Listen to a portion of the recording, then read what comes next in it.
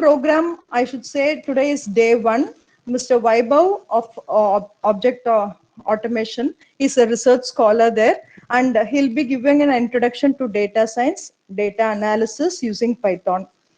Tomorrow, day 2, Mr. K. Madan will be giving us sentiment analysis using NLP. He is a tech lead of Object Automation. Third day and fourth day will be handled by Mr. Shashank GS, and he'll be handling topics on data scaling, pre-processing, and feature engineering. Also on deep learning, how neural networks is used in deep learning. And the fifth day, we have an IBM champion, Dr. Abhinandan. He will be teaching us how to run deep learning applications using IBM Power Systems. There will be a demo using the Power Systems that is available by IBM, and I think you can make utilize of it because these systems are not commonly available everywhere, and we can use it, run programs for deep learning. We can have a hands-on session if possible by actually using that IBM Power System. I thank everyone for coming today and hope you utilize this program and enjoy yourself the stay here for the next 5 days. Thank you. I'd like Sandhya from Object Automation to say few words. Thank you so much, sir. Thank you for a wonderful introduction. And hi everyone, good afternoon, and thanks for joining the session. And I'm Sandhya from Object Automation Software Solutions. I'll just make Vaibhav to start the session. So hope everyone will have a good, wonderful session today. Thank you all. And we'll be sharing a feedback form, ma'am, today. So every day there will be a feedback form to get feedback The from them certificate. to improve. Yeah, for a certificate as well as for the future use. Okay. Okay, sure. Thank you. Thank you. Vaibhav, you can start, Vaibhav. Yeah, thank you, ma'am. Thank you very much. So I'll just share my screen.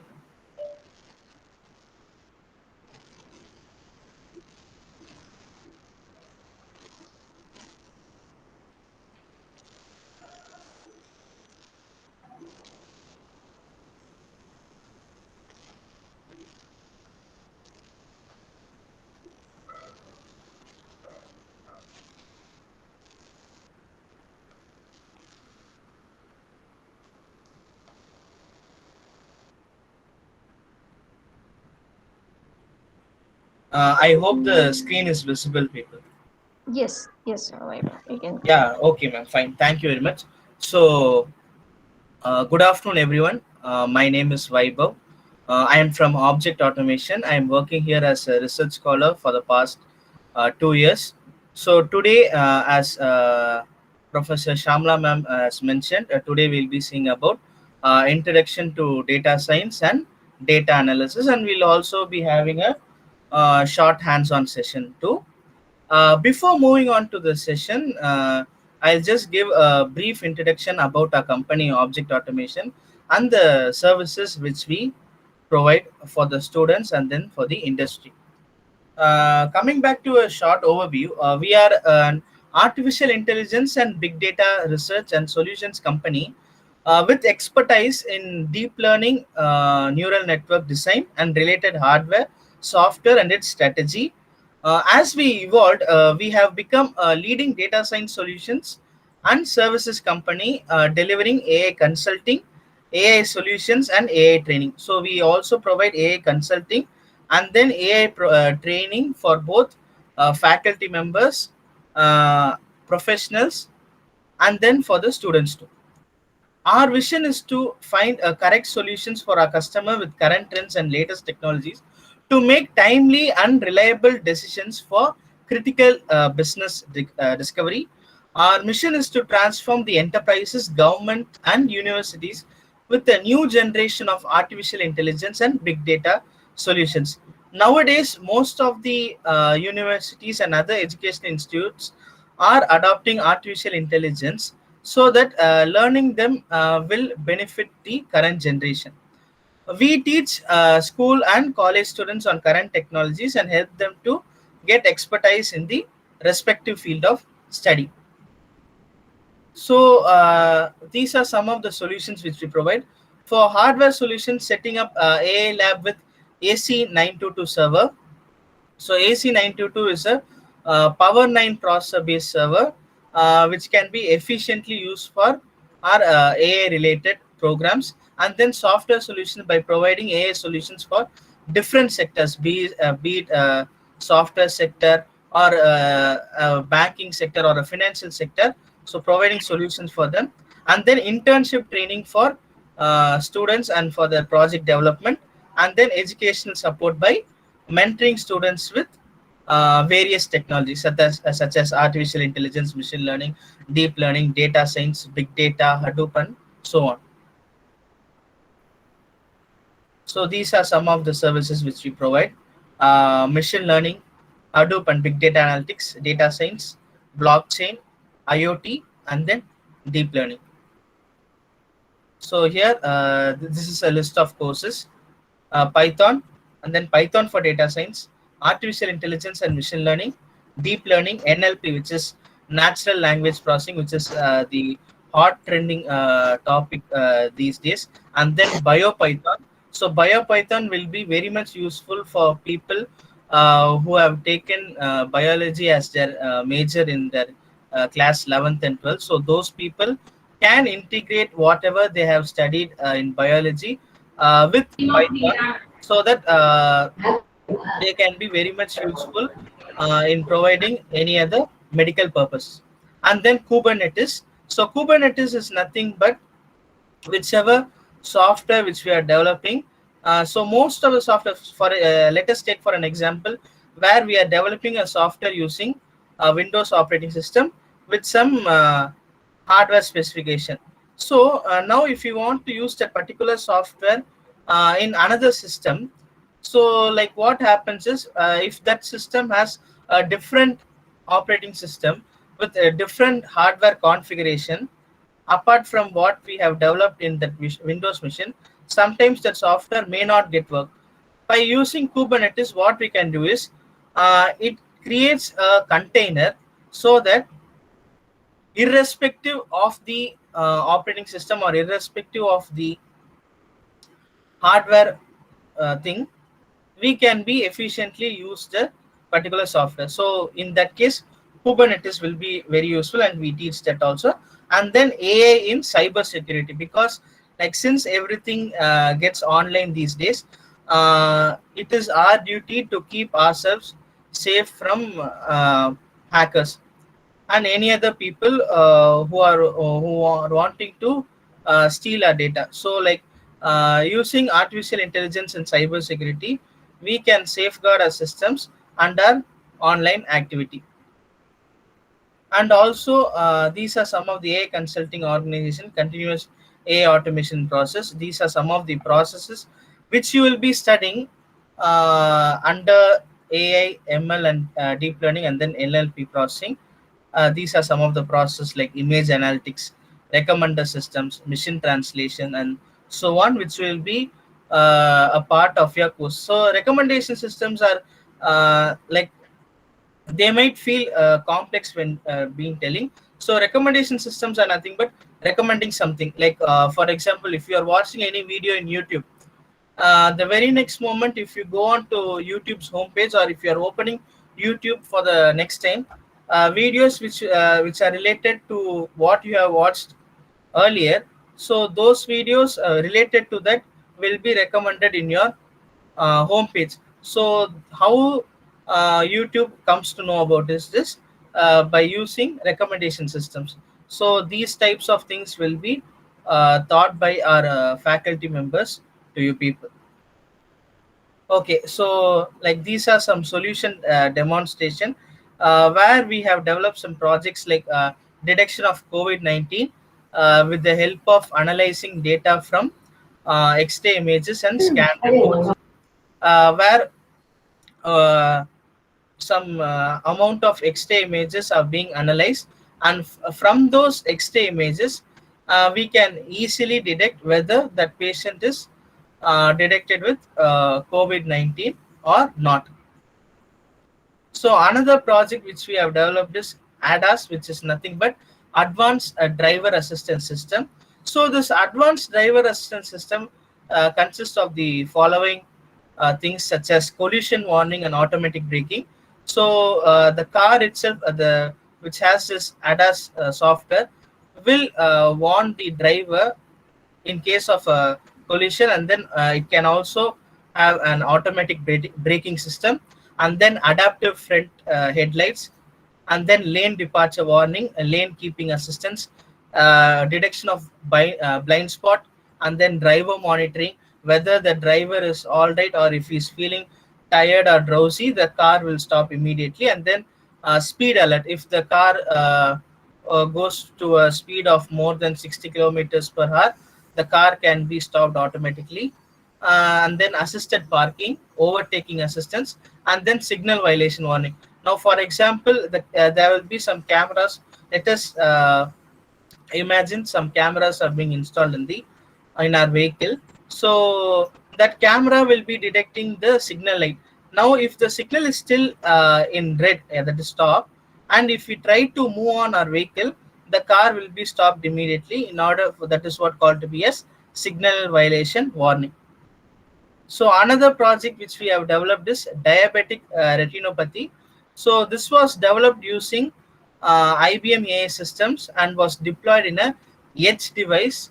So edge is nothing but an IoT device which is called to be as Jetson Nano. So Jetson Nano is a microcomputer, like you people might be knowing about a Raspberry Pi. So similar to that, NVIDIA company has developed an edge device called Jetson Nano. The difference between Raspberry Pi and Jetson Nano is that Jetson Nano has been equipped with GPU, which is graphical processing unit, in order to run AI and ML programs. So using that device, we have developed this diabetic retinopathy. What this project will do is it will diagnose the level of diabetics based on the retina image. So what we will be doing is we will be taking the image of a retina from the patient, and we will be putting that image into our model. So that model will consist of thousands and thousands of images which has both diabetics and non-diabetics. So whichever image which we are feeding into our model, so that will be diagnosed with the model, and it will give us the solution whether the patient has diabetics or not. So that is the purpose of this diabetic retinopathy project. So another project which we have developed is face recognition using edge. So face recognition, here we are talking about a normal face recognition which we have developed using IBM AI systems, and we have deployed an edge device called Ultra 96 X Linux. So that one we have deployed in Jetson Nano. This one is deployed in Ultra 96 X Linux. So here we use an approach called one-shot learning approach, ensemble learning with pre-trained model FaceNet. So this FaceNet, what it will do is, suppose we are giving an image of a face, all those images will be dotted, so that it will create a dotted image where it will analyze the shape of the forehead, shape of the eyes, shape of the nose, shape of our lips, shape of our chin. Everything will be analyzed in order to recognize whose face is that. So this also, the another advantage is that it does not require a huge data set.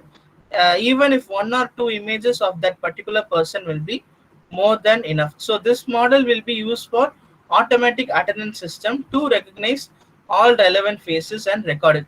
Now here, what one advantage is that instead of having a manual attendance system, we can have an automated attendance system like this in our schools and colleges, so that before the student enters the classroom, he or she can look into the camera, so that camera will recognize that particular person, and then the attendance gets recorded automatically.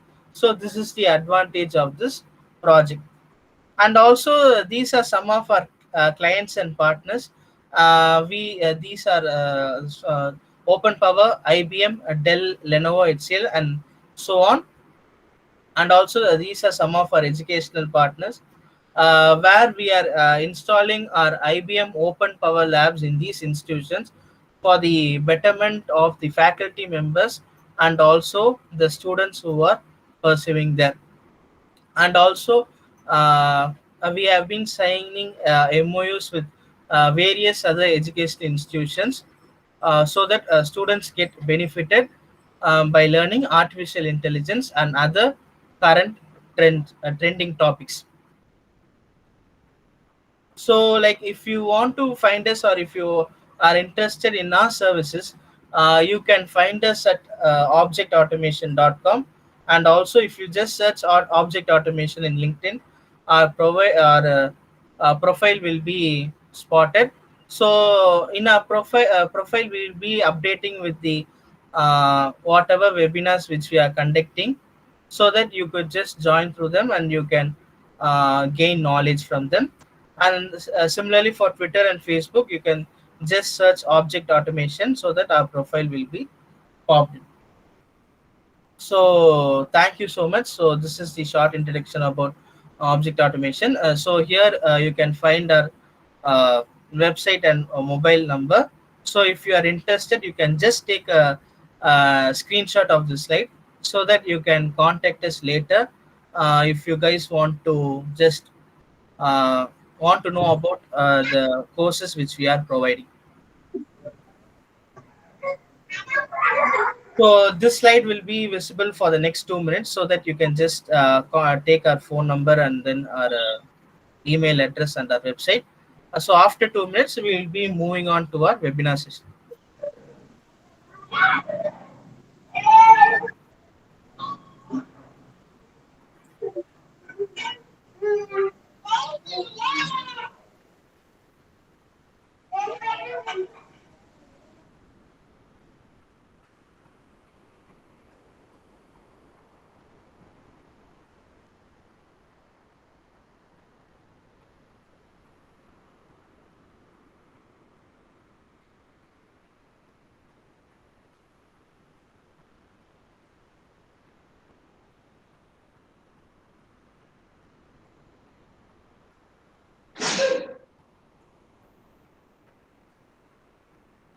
Vaibhav, thank you so much. You can move on to the next. Yeah, okay, You ma'am. can Thank start. you so much. Yeah, fine. Fine.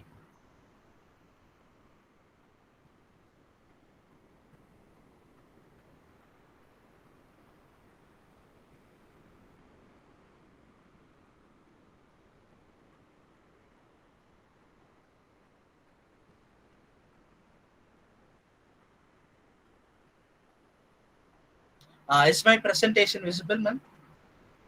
Yes, Vaibhav. Yeah, okay, ma'am. Fine. Thank you. So, like now we will move on to our main session, where we'll be seeing about introduction to data science and data analysis using Python. So this is our agenda. We'll be seeing about data science, then purpose of learning data science and data analysis. So firstly, we can see what data science actually is. So data science can be defined as a blend of mathematics, business acumen, tools, algorithms, and machine learning techniques, all of which help us in finding out the hidden insights or patterns from raw data, which can be of major use in the formation of big business decisions. So this data science is nothing but we can take a small example, like what I have mentioned earlier, that is that recommendation system. So the recommendation system works in such a way that whichever person watches a video in YouTube, let us say that a person watches videos on cats. So once after he opens YouTube for the next time, his timeline or his home page will be filled with videos which are related to cats. So how this data has been accumulated, how this data is recorded.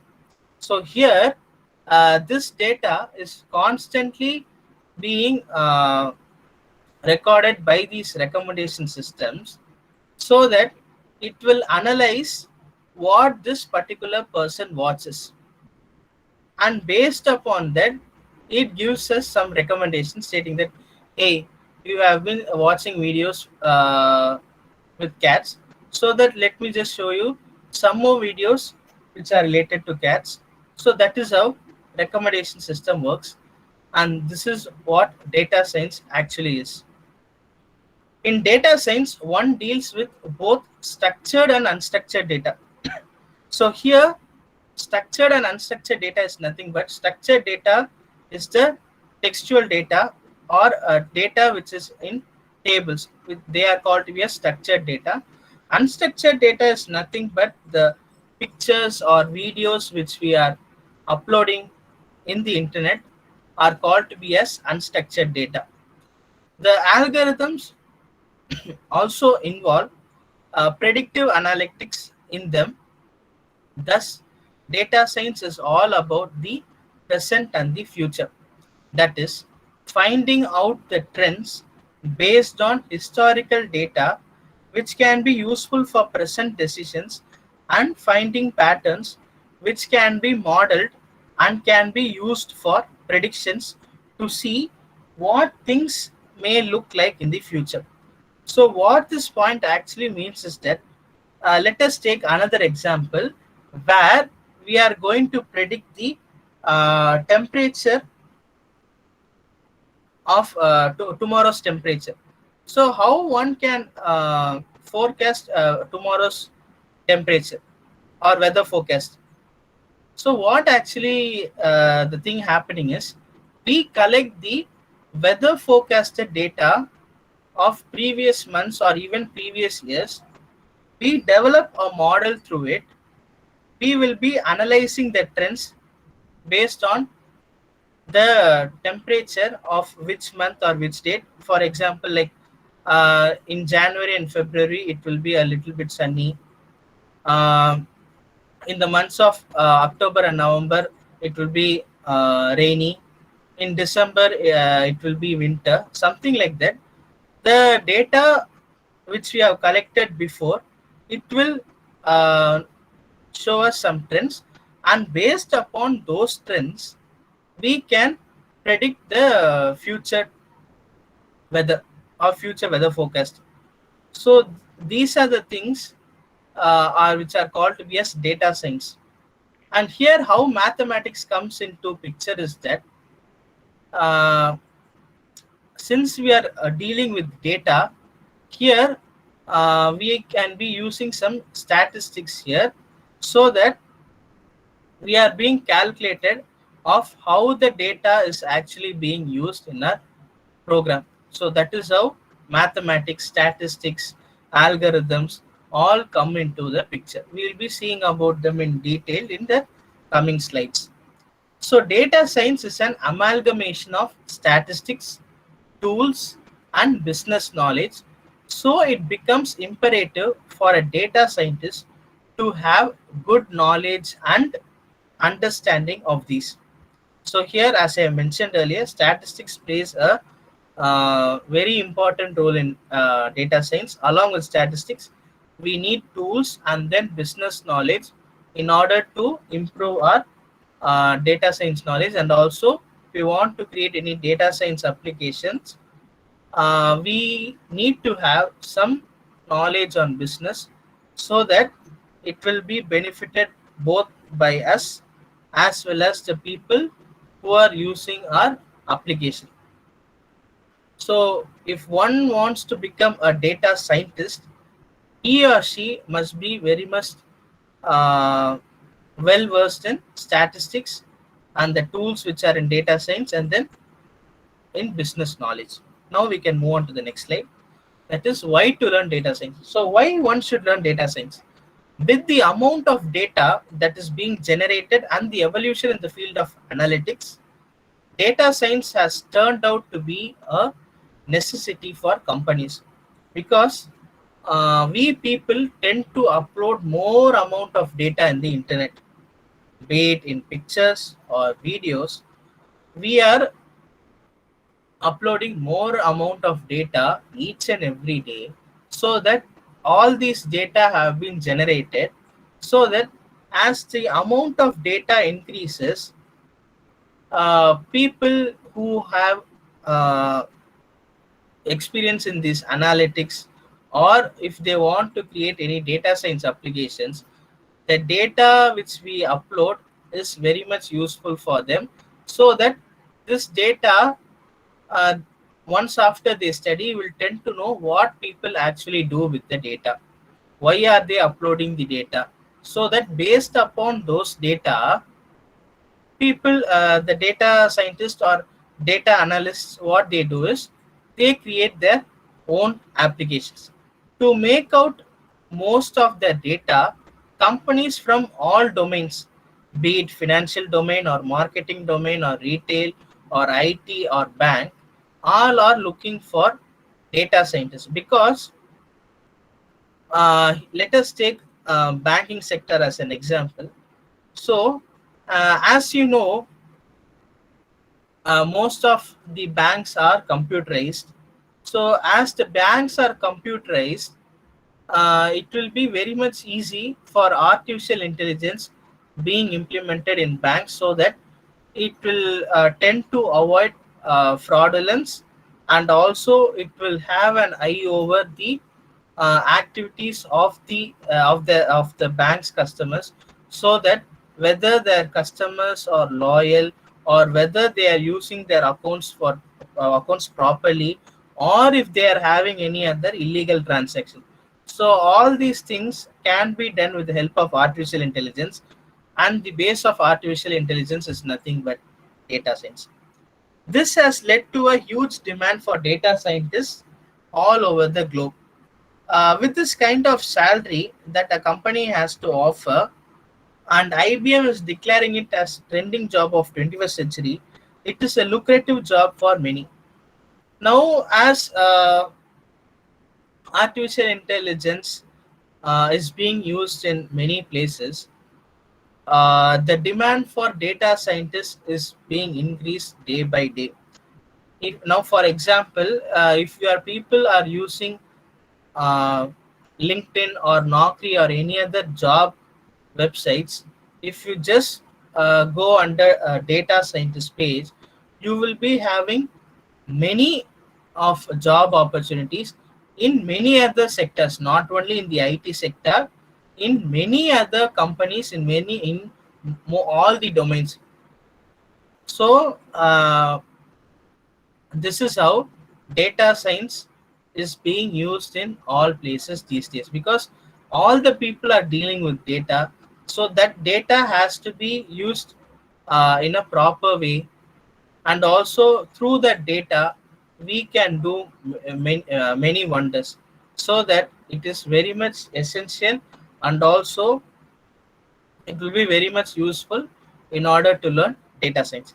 So this field is such that anyone from any background can make a career as a data scientist. So if one aspires to become a data scientist, he or she can be from any other background. It is not that only students from computer science or only students from mathematics can study data science. It's not like that. Anyone who have a deep interest in learning data science can become a data scientist. If that particular person has a good knowledge of coding, they can easily learn statistics, and then they can move on to learn any other data science tools, and in order to become a data scientist. Even if a person doesn't have any coding experience, or if a person has a mathematical background, for an example, they can easily use data science for their projects or for their career, in order to become a data scientist. Okay, now we'll move on into our thing where we now will be discussing about components of data science. So data science consists of three components, namely machine learning, big data, and then business intelligence. So here machine learning, what we'll be doing is it involves algorithms and mathematical models which are chiefly employed to make machines learn and prepare them in order to adapt to everyday advancement. So machine learning has some algorithms like linear regression, logistic regression, some tree algorithms, and so on, where based upon the data which we give, based upon that, it gives us some solutions.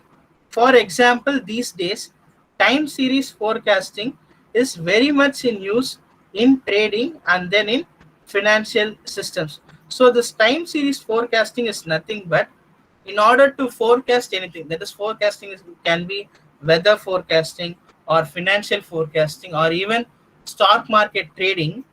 This time series forecasting is very much useful, where one can just upload the historical data, that is the stock market trends of some previous years.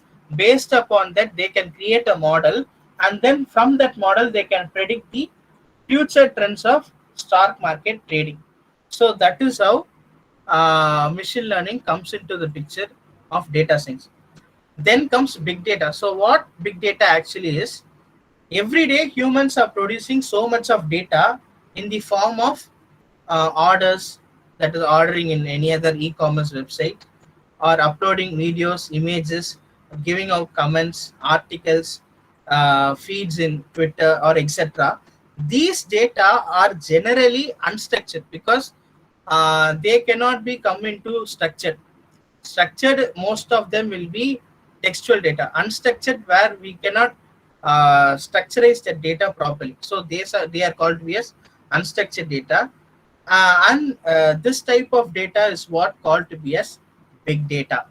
Big data tools and techniques mainly help in converting this unstructured data into a structural form, that is it can be understood by the people or understood by the people who are developing data science applications.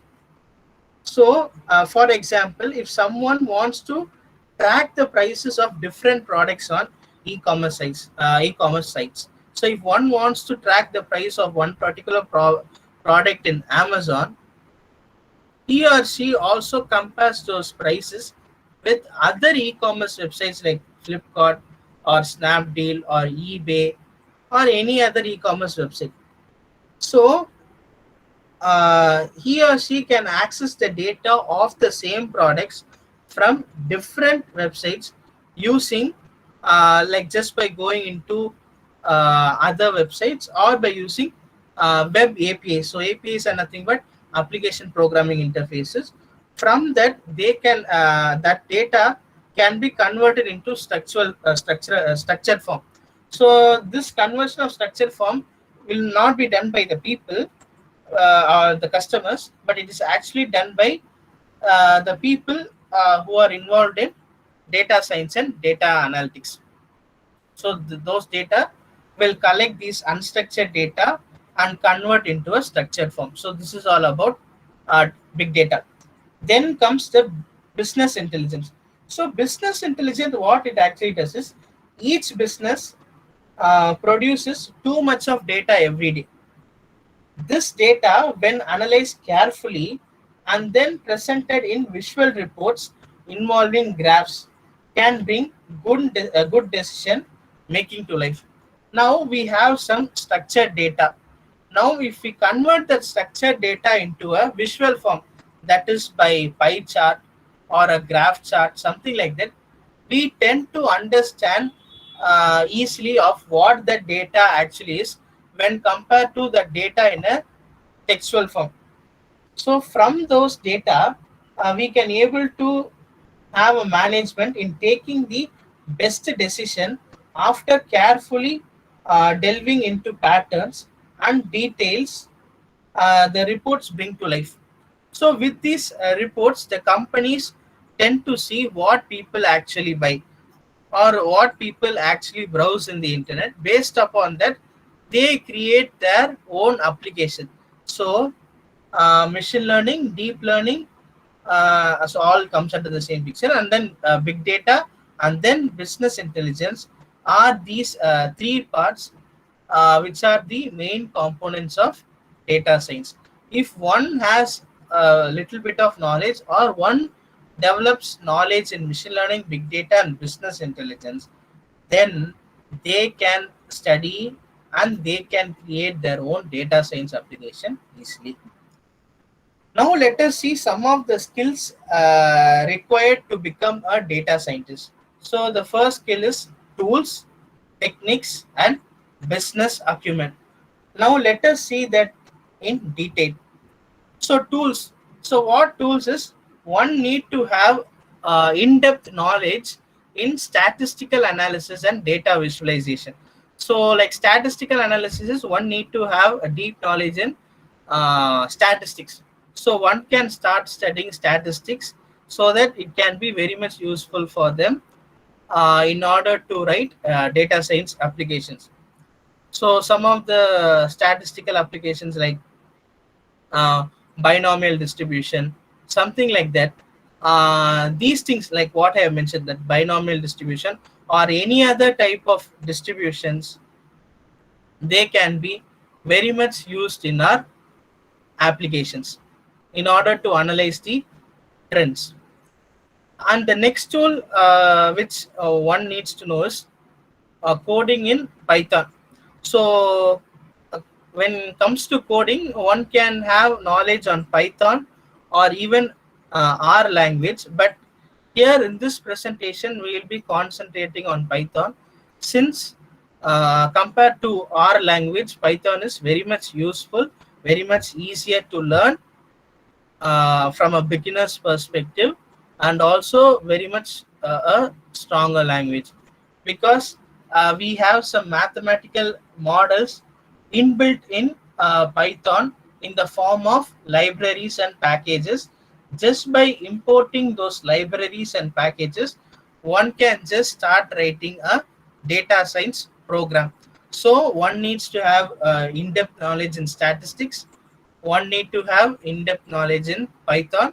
So data visualization also comes into Python, and then knowledge on any database. So database can be SQL or MySQL or non-relational databases like MongoDB, something like that. If they have knowledge on that, that will also be very much useful when coming to analyzing the data. And the fourth tool one needs to know is technology to access data via APIs and web servers. So technology, what actually means is that the person who is developing a program or a data science application needs to know what he or she is actually doing, what he or she is actually about to do. So they need to know how to access data from the internet. They need to know how to accumulate the data and how to use them in the program. So these are some of the tools which are very much required in order to learn data science and in order to create applications using data science. So these are the tools. Techniques. So the techniques which are used to learn data science is mathematical expertise and then working with unstructured data.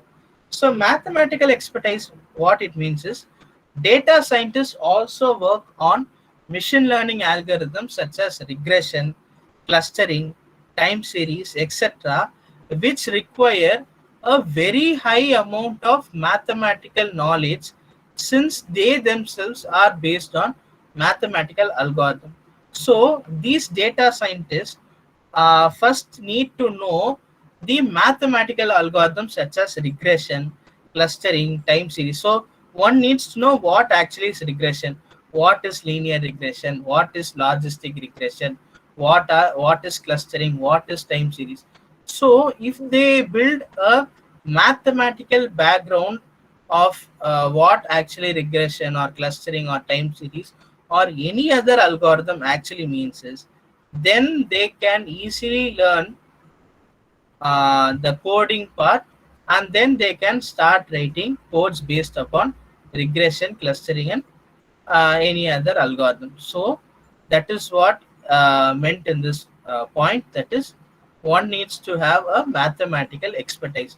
So like when max comes into picture, people may think like okay, so data science will be very much tough to learn. It is not like that. One can have just a knowledge about data science, about the mathematical algorithms or any other max functions which are being used in our program, because we are not going to do anything by manually, that is by pen or paper.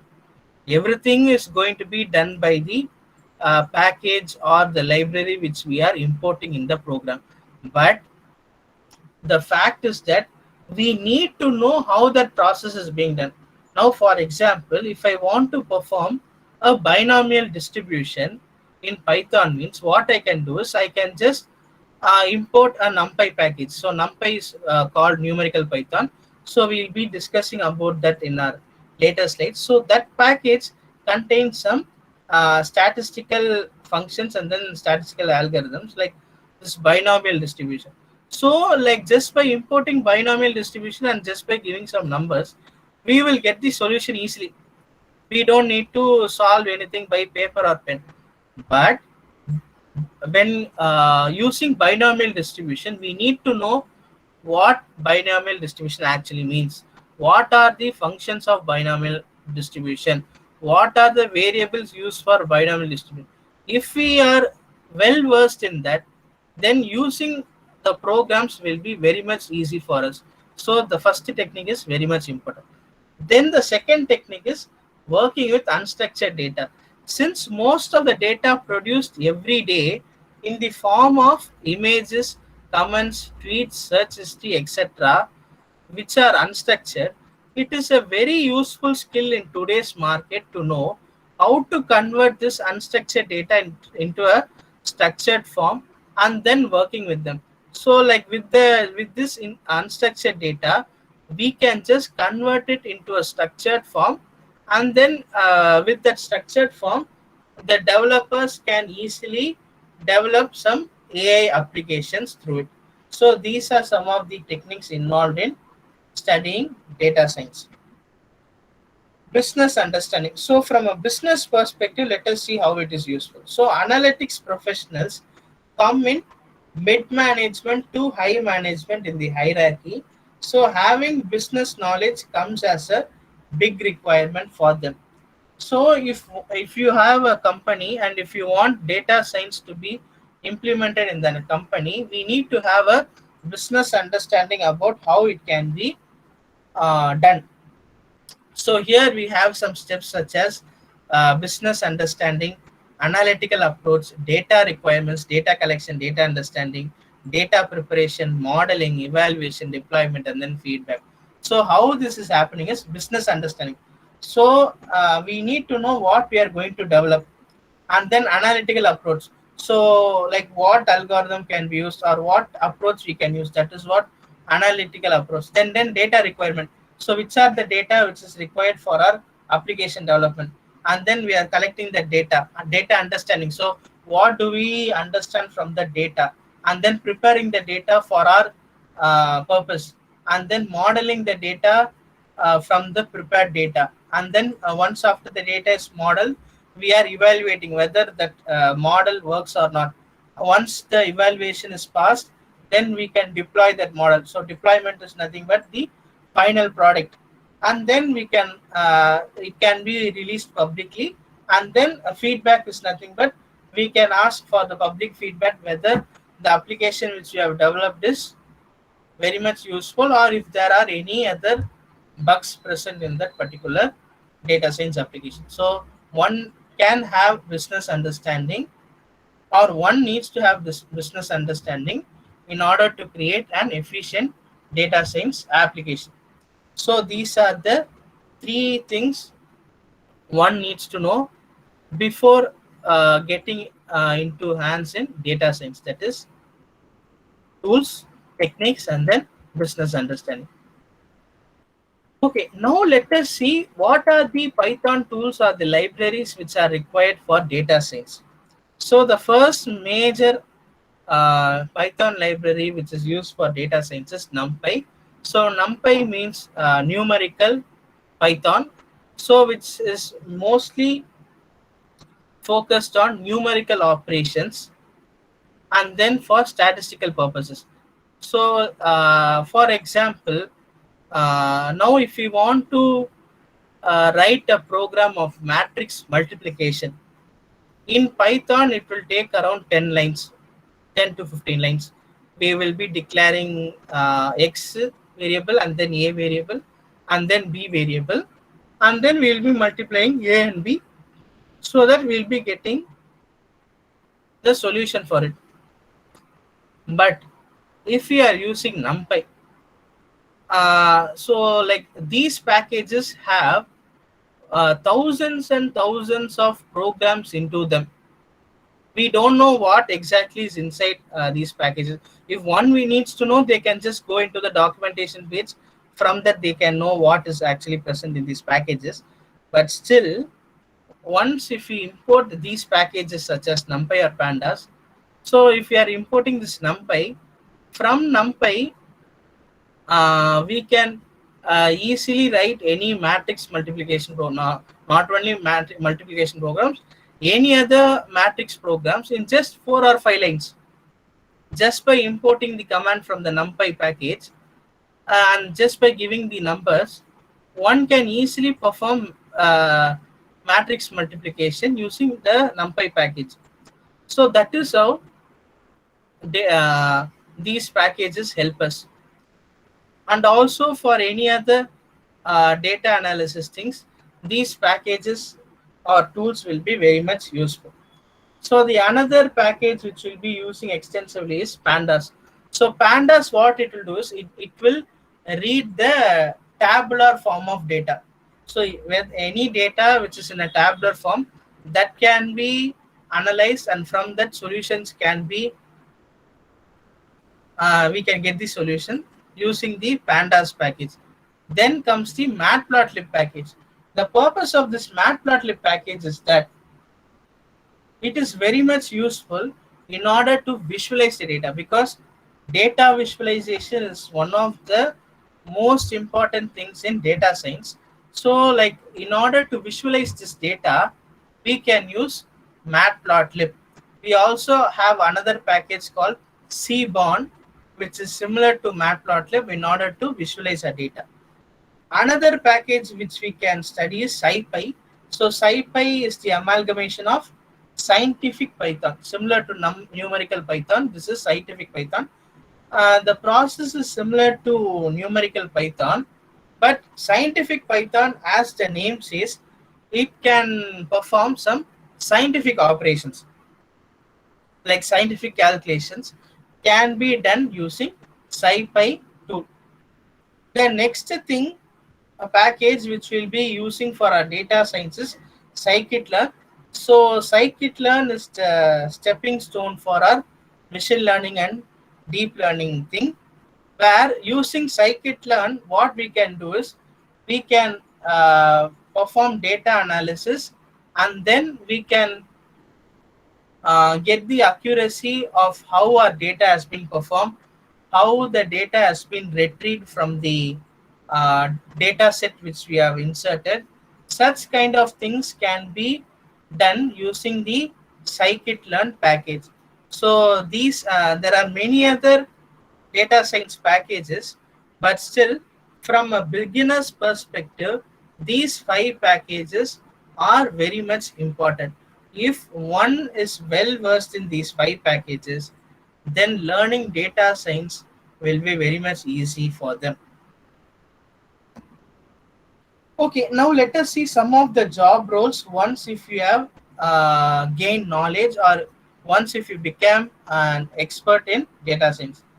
So some of the job roles like business analytics professional, business intelligence professional, data scientist, big data analyst, HR analytics professional, marketing analytics professional. So these are some of the job roles one can get once after they are well versed in data science.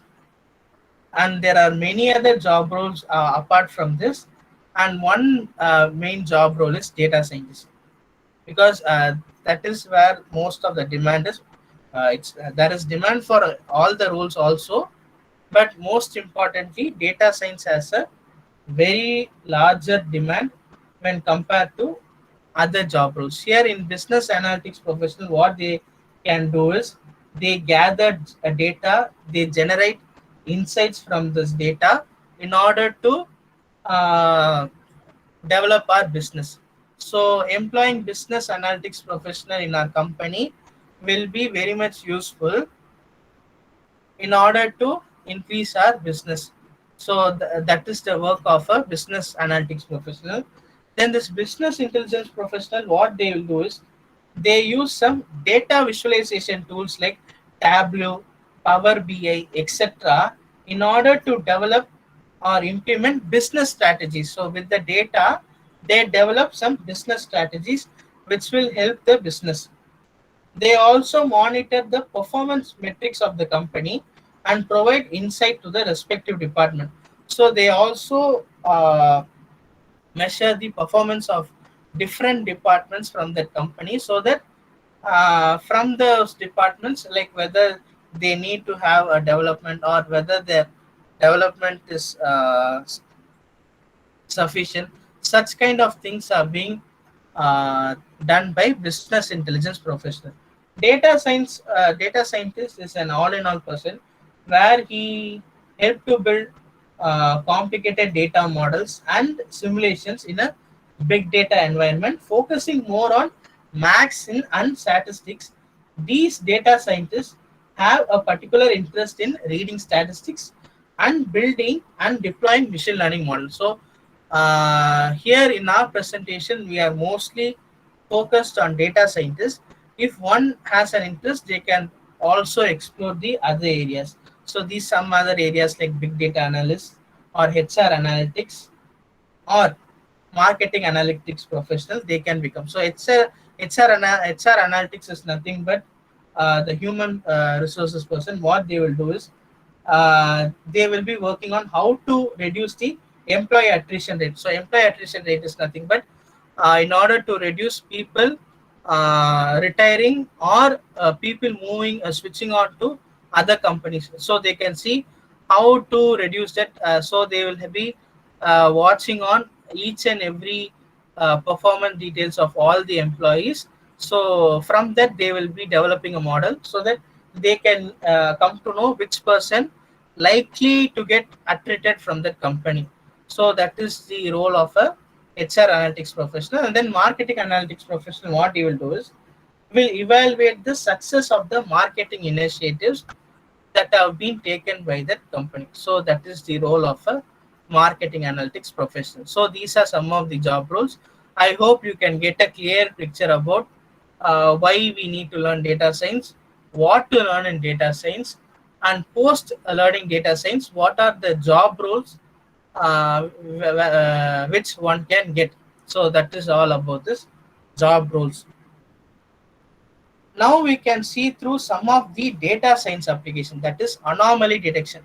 So anomaly detection is nothing but if there is anything detected suspiciously, that is what called to be as anomaly detection. So anomaly detection is mainly used in banking and financial sector, because like for example, one will withdraw only if around like for example, let us take for an example like 5,000 or 10,000, something like that a person normally withdraws.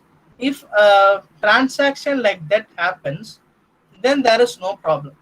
All of a sudden, if there is a transaction like withdrawing like somewhat like 10 lakhs or 20 lakhs or 50 lakhs in one single transaction, then there arises a suspicion whether that person involves in any other illegal transaction, or if any other person tries to steal amount from their account. So here anomaly detection is being taken place so that it will be alerted from the server to the branch where the amount is being debited. So the bank manager will be alerted, and then it will be alerted to the customer whether that transaction is originally done by the customer or there is a theft of that amount. So once if theft is being detected, they can right away they can stop that particular transaction and the amount is saved from the hacker. So that is all about analytics, sorry, anomaly detection. Then comes the pattern recognition. So pattern recognition is nothing but discovers patterns in data. Users include customer analytics, financial trading, and risk management. So it will recognize the patterns in data, like how the person is browsing the internet, how this person, once if he goes to Amazon website, what are the products which we are which he or she is going through. So recognizing that data is what called yes pattern recognition. Then comes the predictive modeling. Predictive modeling is nothing but models future behavior and events. Uses include targeting, marketing, and predictive maintenance. Like how, like this product, there are number of sales. How the sales will be for the next 6 months or for the next 1 year. For predicting that, we will be using predictive modeling. The process of predictive modeling. Then we recommendation. So I have mentioned this earlier. So like any other product recommendations in Amazon or any other e-commerce websites, or a video recommendation in streaming websites like YouTube or Amazon Prime or Netflix, something like that, videos are being recommended to the customer based upon his or her activity. So suggesting products and items to customers. Uses include online retail and streaming media services. This is all about recommendations engines. Then comes the sentimental analysis. So sentimental analysis is nothing but analyzing the data to understand the customer sentiment. Uses include marketing and customer service. So like for example, now we all are having this webinar using Google Meet. Now once after the session gets over, we are cutting off the call. So once after we cut the call, what actually happens is immediately the rating thing will be displayed. So like based upon our rating, it will give us a thank you message, or it will ask us to provide why you have given a low rating. So from the data only, we are analyzing the sentiment of the customers, whether they are satisfied with our service or they are not satisfied. So this process is what called to be as sentimental analysis. So all these things comes under data science. And then comes the conversational AI.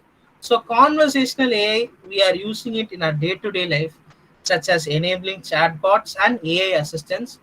Uses include customer service and information retrieval, like Google Assistant, Amazon's Alexa, and then Windows Cortana, Apple Siri, all comes under conversational AI. Now in Amazon Alexa, what we are doing is, if you are calling Alexa, play this movie or play this song, uh, show me this news or read this news, that particular AI assistant recognizes our voice and recognize what we are expecting from it, and then gives us the solution immediately. So this is what called to be as conversational AI.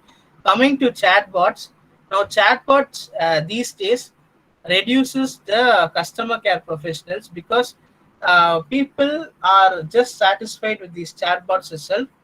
If that particular complaint is not being rectified by the chatbot, only then it will be directed to a customer care personnel. So like if we are opening any other website these days, either in the right hand side bottom corner or left hand side bottom corner, the chatbot appears immediately, it will be answering questions automatically. Like we have a chatbot called Disha for IRCTC website. So once we open Disha, what happens is Disha will show us some commands, like if you want to search trains between the station, or if you want to have the PNR status, if you want to display the PNR status, or if you want to know the number of seats available for a particular train. So those types of queries can be answered by the chatbots itself. So these are some of the examples of data science applications. Now we'll move on to data analysis. So data analysis is nothing but the systematic application of statistical and logical techniques to describe the data scope, modularize the data structure, and condense the data preparation, illustrate via images, tables, graphs, and evaluating statistical inclinations, probability data, and derive meaningful conclusions is known as data analysis. So, with the given data, we are implementing some statistical techniques. We are condensing the data, and we are using that. We are displaying the data in the form of images or videos or tables, anything, in order to have a meaningful solution is what called to be as data analysis. That is analyzing the data. Now let us see the processes which are involved in data analysis. So in data analysis, what we will be first doing is we will be gathering the data. That is, we will be checking for the data requirement first. That is specification or defining our scope. That is, why do I need to collect the data, or what data do I need to have for my project which I am developing. So that is what called to be as data requirement, specification, and defining a scope. That is like whether I am going to create a chatbot, or whether I am going to create an AI assistant, or whether I am going to develop a recommendation engine. So that these are called to be as defining your scope. That is data requirement. Then collecting the data. So based upon my scope or my domain, I am going to collect the data. So once after the data is being collected, I am processing the data based upon what I need, because like the data which we are collecting is more than 90% it is unstructured. So that data needs to be processed properly. So that is where data processing comes into the picture. So once after data processing is over, now we can move on to data analysis. So data analysis is nothing but we are finding out the trend based upon the process data, whether like if you are developing a weather forecasting program for an example, with the previous trends of data, with the previous historical data, we can analyze how the temperature was for this year and for this month. So that process is what called to be as data analysis. So once after data analysis is being done, the final thing which we will be using is inference and then interpreting result. So once after these process gets over, our model or our application is ready in order to interpret results, and then that model is being deployed, that is released for public use. So this is what all about data analysis process. So with this, our webinar session is over. Now we can move on to the hands-on session. So in this hands-on session, what we will be doing is we will be compiling and running programs or some snippets which are related to some of these packages. Okay, so like with this, our webinar gets over. Now we can move on to our hands-on session, and also thank you all for keenly listening to the this session. So before moving on to our hands-on session, if you have any other doubts, please do post those questions in the chat box.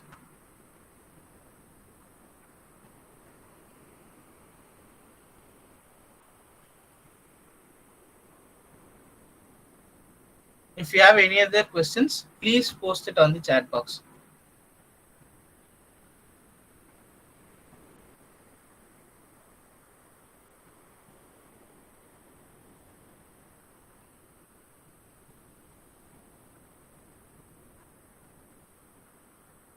Any other doubts, people? It is very clear, sir. Thank you. So any other doubts, people? Because this data science is very much useful in order to upskill ourselves. Because like I don't know whether you guys know this news. Like from major companies in India, they are going to cut around 3 million jobs because those jobs are being automated by artificial intelligence and machine learning, so that the companies feel like when these processes can be done by the machines, why do we need to employ people in order to do them? So that they are planning to cut around 3 million jobs. So people these days must be very much interested, and also they must upskill themselves in order to uh, make them established, and also have to be on current trend in order to develop the skills, and also to have a better living standards. So like if you have any other doubts, you can ask now, or else we can move on to the hands-on session. Please say the difference between data analysis and data analytics. So data analysis is nothing but, with the given data, we are just analyzing whether what we are going to do. Now, for example, we have a program of car price prediction, for an example. So here, in order to predict the price of the car, we are having a data of the different car models and their prices, and by using some machine learning algorithms like regression or classification, if we are using, and then getting the output from that model, is called to be as data analysis. Data analytics is nothing but, what it actually means is that now we have created the model, and once after this model is being created, now we are deploying it for public purpose. So the people who are using our application or our model, like we can see whether what thing they are actually about. Now, for example, we are creating an e-commerce website. We have performed data analysis and we are creating an application like an e-commerce website. This data, using this data analytics, we can see whether what people tend to buy more, like under for example, we have under mobile phones, for example, like under mobile phone, which brand of mobile phone are they buying more, or which screen size are they buying more, or the internal storage, which whether people are buying the 64 GB of memory phones more, or they are opting to 128 GB or even more than that. So analyzing that is called to be as data analytics. So this is the difference between data analysis and data analytics. I hope I have cleared your doubt, Paranidharan. Yeah, thank you. So any other doubts, people? Because the time is running up, so that we can move on to the our hands-on session.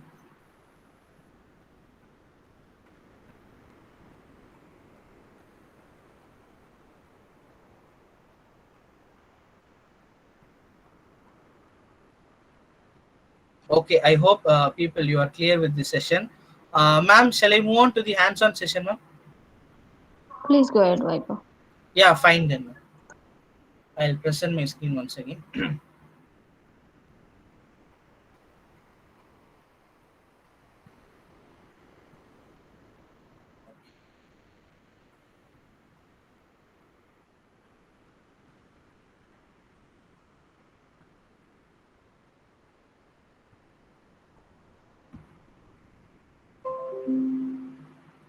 Okay, so here in this hands-on session, what we are going to do is we are going to solve some programs which are based on the Python packages which we have discussed earlier, such as NumPy, Pandas, SciPy, and so on. I just got a message.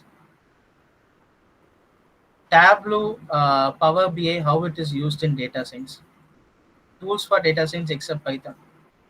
Okay, so this Tableau and Power BI are apart from Python. What we will be doing is we will be inserting data into them, and from that data we are performing some data analysis or creating any model through it. So that is what this Tableau and Power BI actually works for. Now here, since this session is intended for a beginner perspective, we haven't discussed about Tableau and Power BI, but still it is a very good tool. So once if you are just how to say, like, once if you are very well versed in these Python packages, and if you come to know what these packages are used for, and if you have some hands-on experience on this uh, ML programs, we can move on in learning Tableau and Power BI software. So that these are some of the things which slightly move on to in becoming a data scientist or any other job opportunities. Is there any other app to study data analysis? Like, we have so many tutorials in YouTube in order to study data analysis and data science. So one can just go by searching data science, so that they can easily have some videos, and based upon your understanding you can easily learn through it. So I hope the question session is over. Now we can move on to the hands-on session. Fine. So in order to write these ML programs or data science programs, one can install Anaconda. So from Anaconda, you can just go through Jupyter Notebook. So Jupyter Notebook is nothing but, now how we are using Python idle thing for writing Python programs. This Jupyter Notebook, what it will do is it will actually be used in order to write a data science program, where, like in a Python program, what we'll be doing is we will be writing all the commands in one single page or one single tab.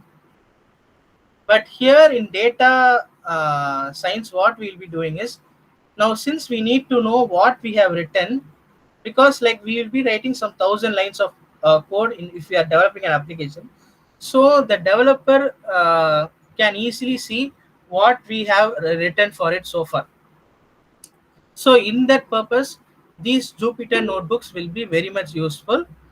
But here we are using Google Colab. So Google Colab is a free service, and also it has GPU in it, so that graphical processing unit, so that if we want to compile any other program which has a lot of data in it, we are performing any data analysis, this GPU will be very much useful, because Jupyter Notebook will be installed in our local machine. Even in a local machine, if we have GPU, means it will be very much useful. But still, if we have a low-end machine, then in that case, a Google Colab will be very much useful. And also another advantage of using Google Colab is that, now if we are using some packages like NumPy, Pandas, SciPy, and so on. Now if you are using in Jupyter Notebook, these packages need to be installed before in our system, and only then we can be used.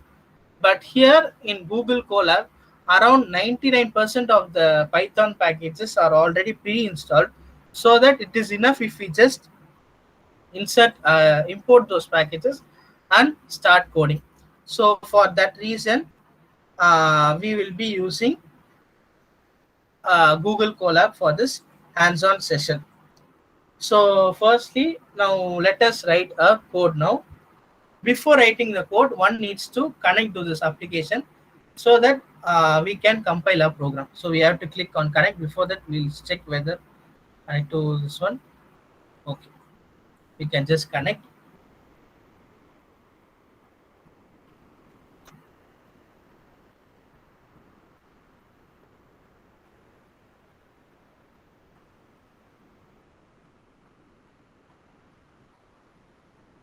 Okay, so our IPython notebook is now connected to Google server, where they provide a RAM of around 12 GB, and then they give a disk space of around 70 GB. So it is connected to the cloud server, and whichever code which we are typing in this are being saved automatically. So we don't need to save it manually; it will be saved automatically. So now, since we have now connected our program, now we can start writing the code. So first thing what we'll be doing is we will be importing the package. So import numpy. Then we are creating a variable for it. We are creating a variable called array. Inside array, we are giving the command numpy dot array, and then we are giving some values into it. Let us have some values like 1, 2, 3, 4. Let's take it for an example. And then if I want to just print the statement, I can give print ARR of 0. So 0 is nothing but this particular array is what mentioned as 0. Now if we have another array, and if you want to print that, we'll have it as 1, 2, and so on. Now if I run this command, either I can click this particular button, or we can give shift plus enter. So now we print the we'll be printing the first element as 1. So that is how it actually works. So here, if you want to print any other, now for example, we can't be using numpy in all the program. Now for one snippet, this is okay. This numpy will be okay. But if we are using numpy for each and every part of a program, we can't be writing numpy all the time. So now what we can do is we can just short this numpy, like giving the command import numpy as np. Now if I give import numpy as np, the very next time if I want to run this command, I don't need to give numpy all the time. I can just give np instead. Now I'm just changing it to np. Now if we just run this command, we will be getting the same solution. So this is all about numpy. Now we can move on to another program. Now we are going to access two-dimensional arrays. So accessing two-dimensional arrays. So if you want to have a command line, we can give hashtag accessing two-dimensional array.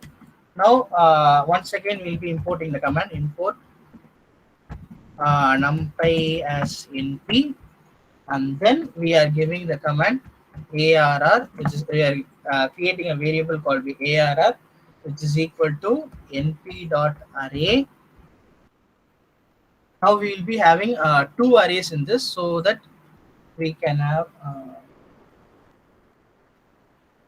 two square brackets.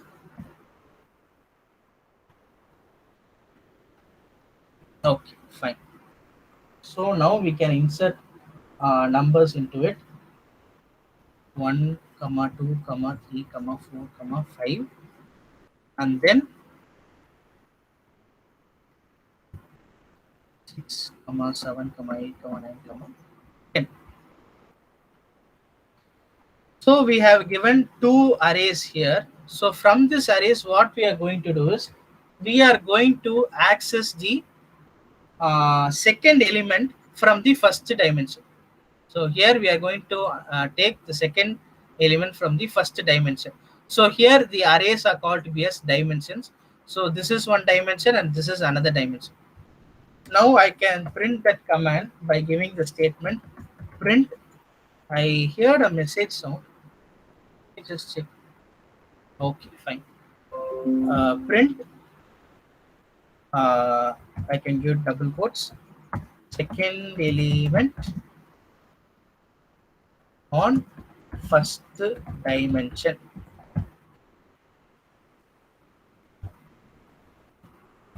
And now we can specify it ARR. So that is what the variable which we have created. ARR of 0, comma 1. So 0 represents dimension and 1 represents the element which we are going to access. Now if we run this command, now we can able to know the second element is 2. So here always array starts with 0. So that is why this is 0, 1, 2, 3, 4, 0, 1, 2, 3, 4. Okay. So now if I want to access the second element of the second dimension, that is from here. Now let us see what actually happens. That is 7, because the second element in the second dimension is 7, so that we can able to know that 7 is the element. We can also take it like 1, 2, 3, 4. Now if I give 4 here, it will print out as 10, because 10 is the fourth element. Here it is considered as 0, 1, 2, 3 and 4.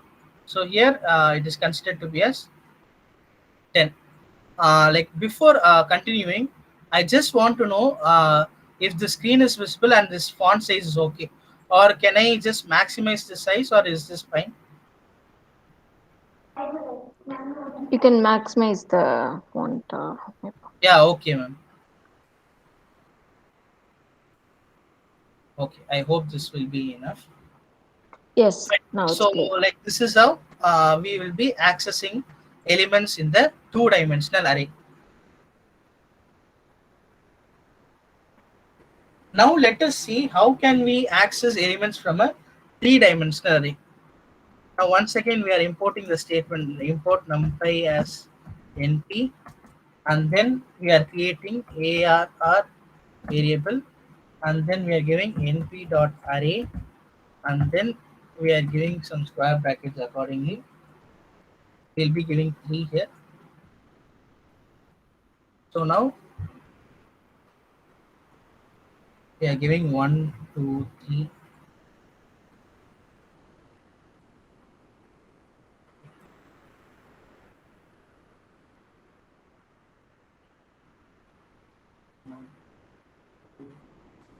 Six.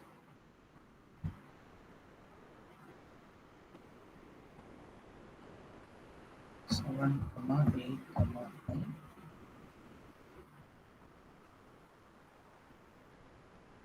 And then 10, 11, 12.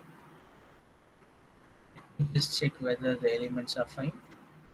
Here we have 3, 3.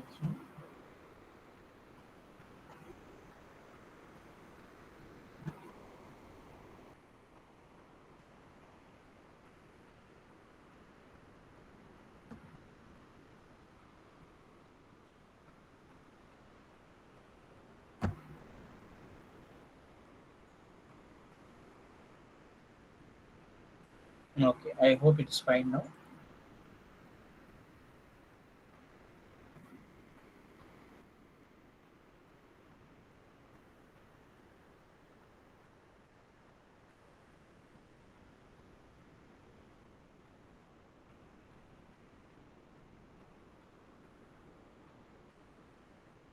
Okay, so this will be our three-dimensional array.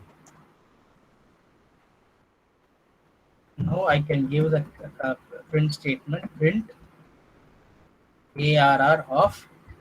Now here what I am going to get as the output is I am going to access the third element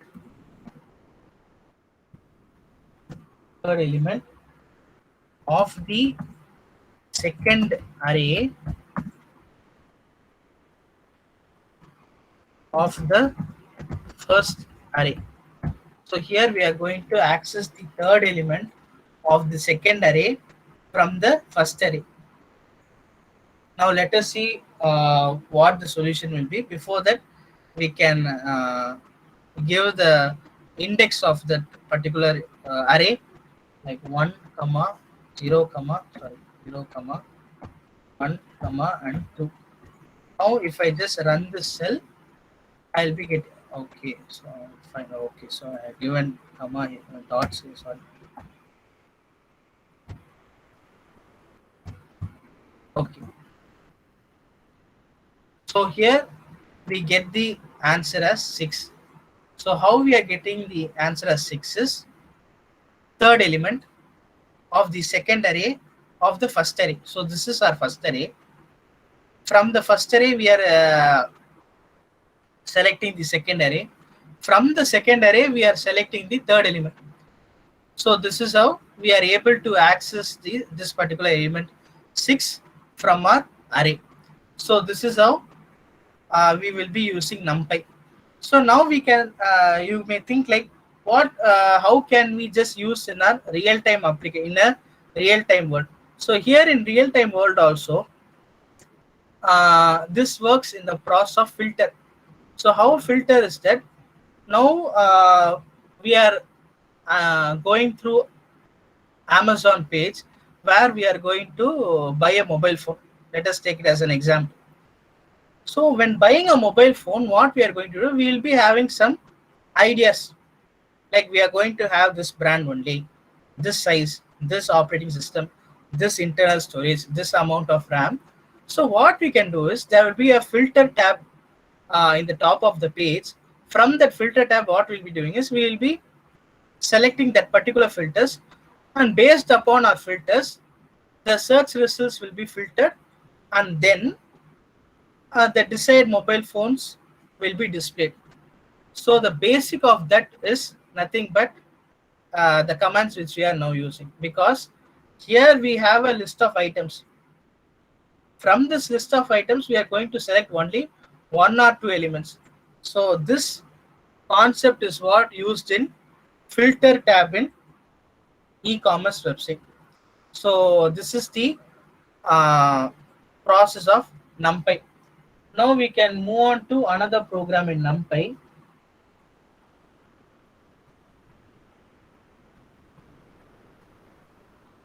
Where we are going to find the indexes where the value is 4. So find indexes where the value is 4. So find indexes is nothing but which are the indexes which has the value 4. So now we are importing the command import NumPy as np, and then arr is equal to np.array. So here we have the elements like 1, 2, 3, 4, 5, 4, and 4. Enough. Okay, so this is the array of elements which we have given, and then now what we can do is we can create another variable called x, and from that x what we are going to do, we are giving the command np.add, and then we are giving arr equals to 4. So this command will be useful for us, where this command will search which are the indexes or which are the positions where number 4 is present. So that is what we are going to find from this particular cell of snippet. If now if I want to print the solution, I have to give print of x. Now if we run this command, we'll be getting the value like this, array 356, that is third position, fifth position, and sixth position. So 1 is 0th position, 0, 1, 2, third position, 4 won't be, fifth position, and then sixth position. So this is how we can find the indexes where the value is 4. So with this we can conclude our NumPy session. Now we can move on to this one, pandas.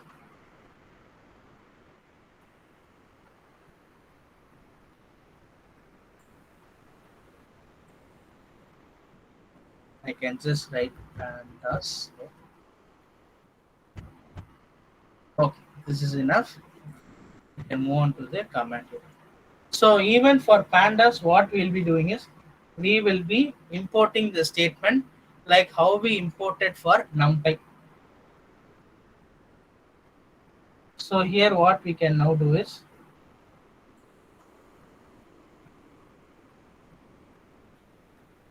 I'm just giving import pandas. I'm giving a data set, like I'm just creating a variable called my data set. I'm giving an equal sign. Now, since my data set now contains uh, alphanumerical values, so what I will be doing is I will be giving curly braces now. So once if I give curly braces and give enter, my cursor will be displaying here.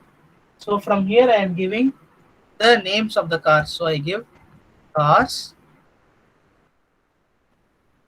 Under cars I give values such as BMW and Volvo. And then I'm giving Ford. I can give a comma here, and then another thing I can give is passings.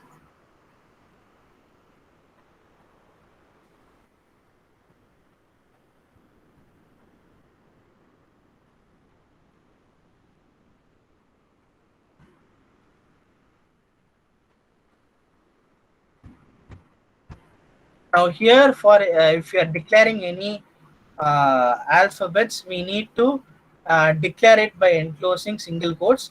For numbers, it is not needed, but if you are declaring any other words or alphabets, it is supposed to be enclosed within single quotes when giving in array. So now we can just close this. Now we can give another variable called my var. From that, I am giving pandas dot data frame, and then I'm declaring the data this one variable my data set. And now if I want to print that, I'm giving the statement print of my var. I'm just checking whether the program is right now. Import pandas my data set. Volvo and Ford passings my var. Okay. Now I can just run this cell. Okay. So this pandas, what it will do is it will structure our data. So here, when declaring, we didn't declare any table or something like that. Just we have inserted the name of it, and then what are the things which are going to be named in the this one in the columns. So that is what we have declared. So here the 0, 1, 2 are the indexes of where the elements are present. So these are the indexes, and these are the column names. That is cars and passings are the column names, and the data present inside this is this. Now here too, we can't be giving pandas every time. So instead of giving pandas, we can give it as PD. Now how we are using numpy as NP, we can give pandas as PD. Here too, we have to change it. PD. Now if I run this cell, I'll be getting the same thing. I hope this is understood for you all. We can be now moving on to the next program.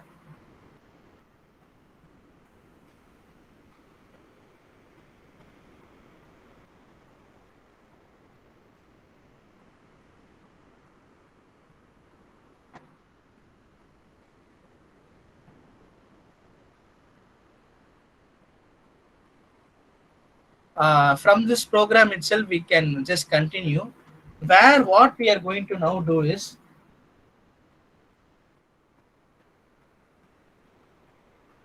we are going to locate one particular row now.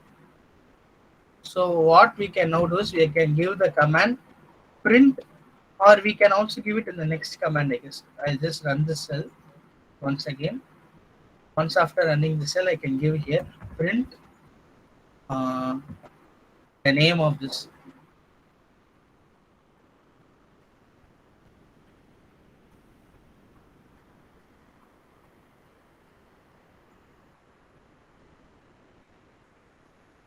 Vaibahv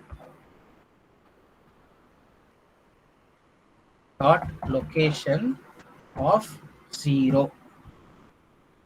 Now if I run this command, it will show the first row of data. If I just want to display the first row of data, I can give myvar.location of 0 index. 0 index will be displayed. Now if I want to display the first index, first one will be displayed, Volvo 7. So name 1, data, D type is nothing but data type is object. If I want to give 2, it will be displaying 4.2. Now if I give 3, what actually happens is, let us see.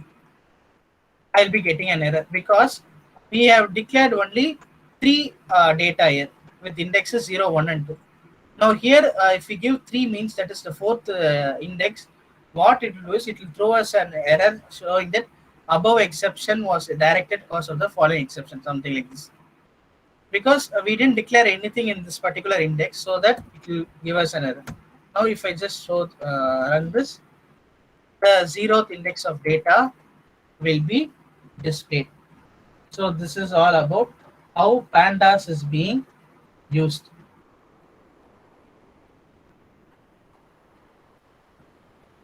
Fine. So like this is all about pandas. Now we can move on to another thing called matplotlib. So I'm just typing it here. Matplotlib.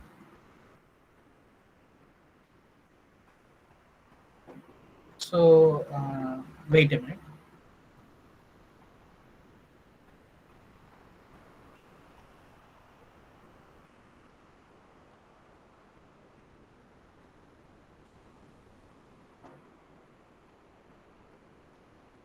So this matplotlib is mainly used for data visualization. So we as people who have knowledge in data science have to visualize data in particular point of time, because we have to because going through this data, like here we have given only 3 rows of data. Fine. What if the data, we have a data of 20,000 rows? So at that time we can't be going through each and every row. Now if we just visualize the data, we can easily know what and which one to analyze from. So here what we'll be doing is we will be importing the matplotlib statement. We are importing matplotlib. Import matplotlib, and we'll be giving another command called matplotlib.pyplot as plt. Just given in all our programs which we are writing, matplotlib.pyplot as plt. Why this plt? Because we can't be typing matplotlib.pyplot in our entire program. So instead of that, we are cut shorting it as plt. And here too we are using numpy here, because numpy pandas are always integrated with matplotlib package, because from the data present in numpy or pandas only, those data is what going to be visualized. So it is always essential to import numpy also when visualizing the data. Now we are importing numpy. Import numpy as np. Then we can also declare the x-axis and y-axis of it by giving the following command. Oh. Okay, fine.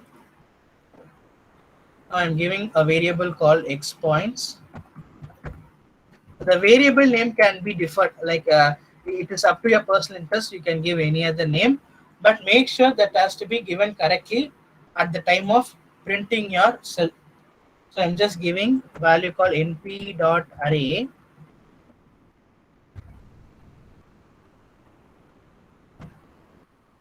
0, 6. So this X points NP dot array 0, 6 is nothing but in the x-axis there will be points from 0, 1, 2, 3, 4, 5 until 6. For that we are giving x points. Under y points we are giving the command np dot array 0, 250. So here it will be plotted from 0 to 250. Not everything will be in individual. It will be plotted by in the 50th order, 0, 50, 100, 150, 200, something like that. So here what we are going to do is we are giving another command called plt.plot x points, y points.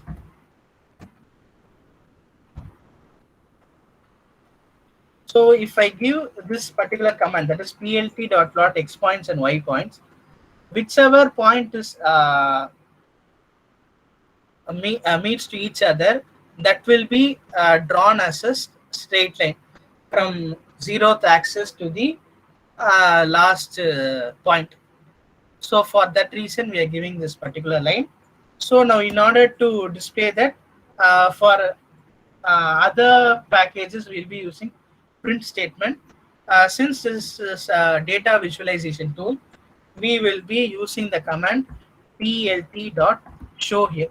So plt.show will show us a graph now. I'll make sure I have given all the commands correctly. Okay, everything is fine. Now I can give shift plus enter. Okay, now we have a neatly drawn graph where this x-axis has points from 0 to 6. That is the purpose of x points. In y points, we have 0 to 250. plt.plot, we are plotting all the points. Okay, from 0, 0 until 6, 250, all points are being plotted, which shows us a neatly drawn line from 0, 0 until 6, 250. So this is how we plot the data points. That is the data which is present in present as rows and columns are called to be as data points. Those data points is what being visualized in using matplotlib. So this is how we visualize data in matplotlib.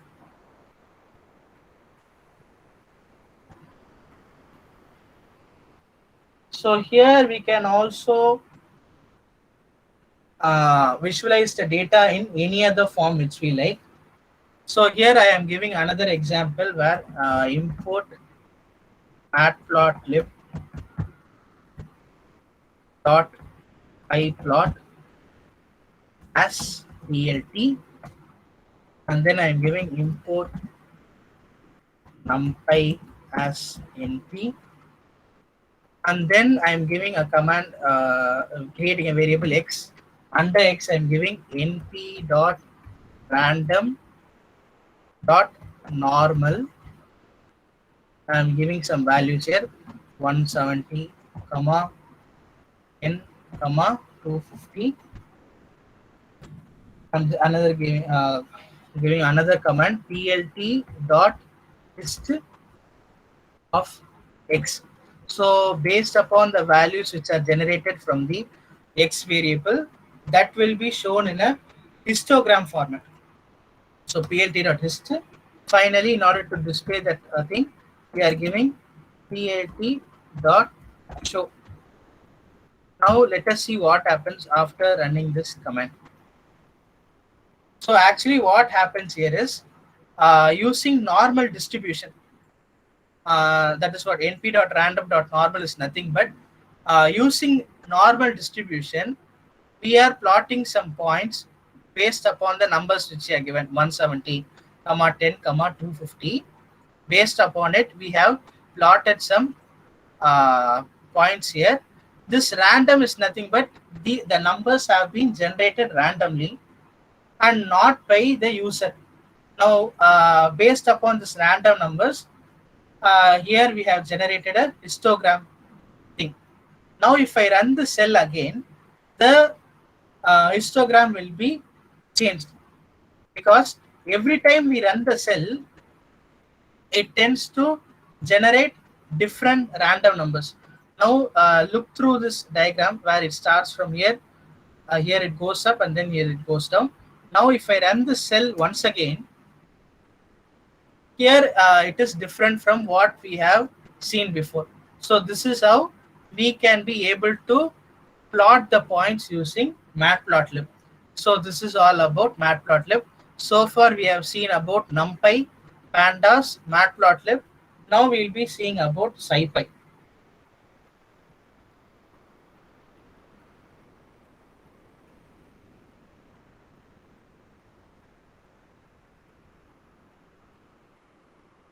Scipy is also similar to numpy, but the only difference is that this will be more of a scientific kind of thing.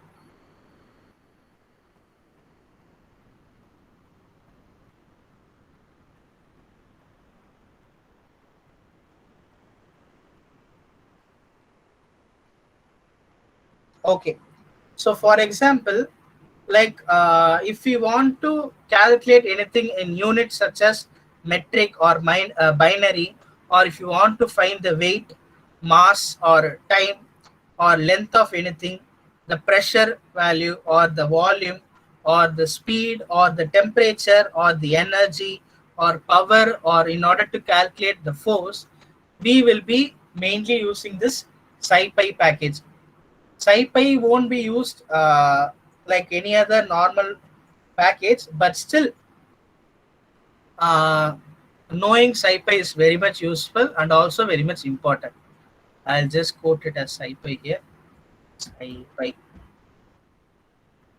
Now we can move on to the coding part. So here too, what we'll be doing is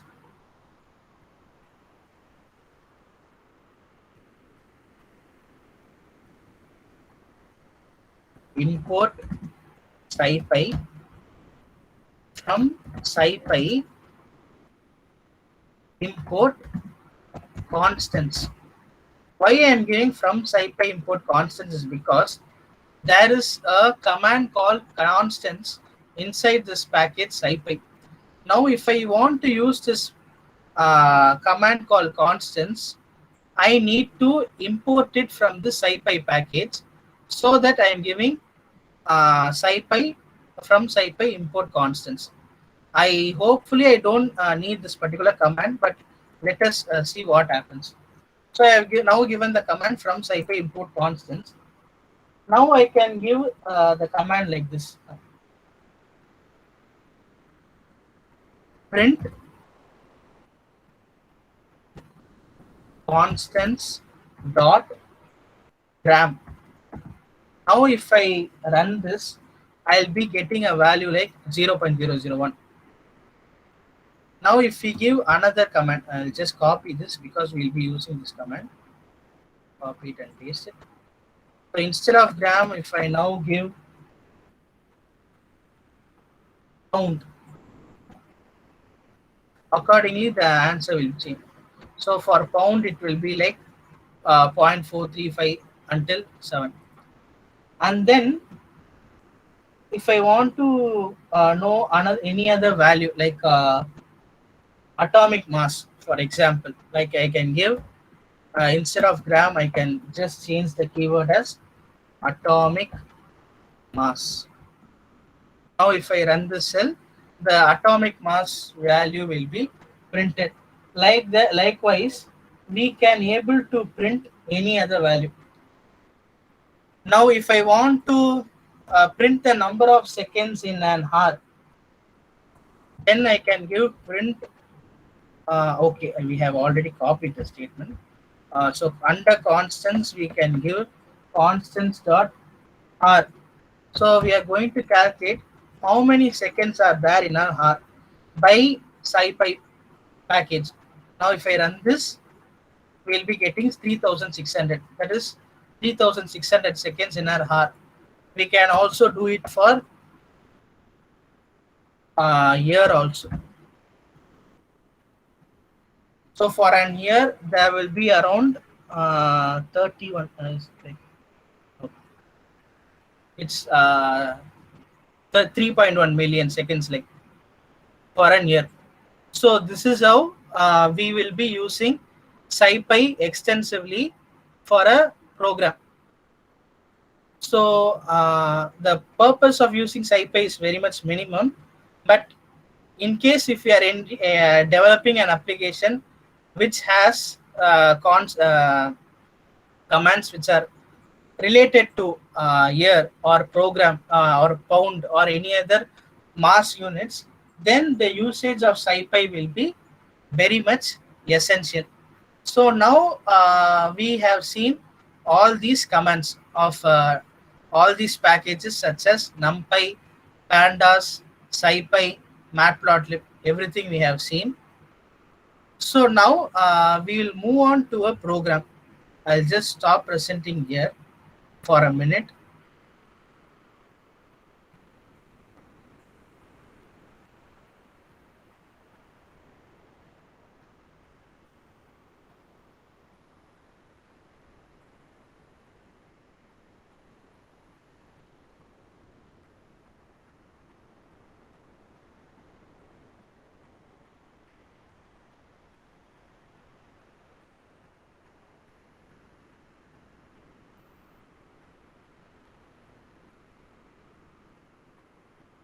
Okay, fine. I have presented the screen now. Okay, I hope this notebook is visible now. So this is an example where we are going to predict the salary of the people, like of a person who is joining newly in a company based upon the salaries of the existing people. Now here in this program, we will be using all the packages which we have discussed now, and also we will be discussing about another package called Seaborn as well as this one scikit-learn. So firstly what we'll be doing is this is a machine learning program. So here firstly we'll be importing all the packages like this: NumPy, Matplotlib, Panda, Seaborn, and then so on. I just got a message now.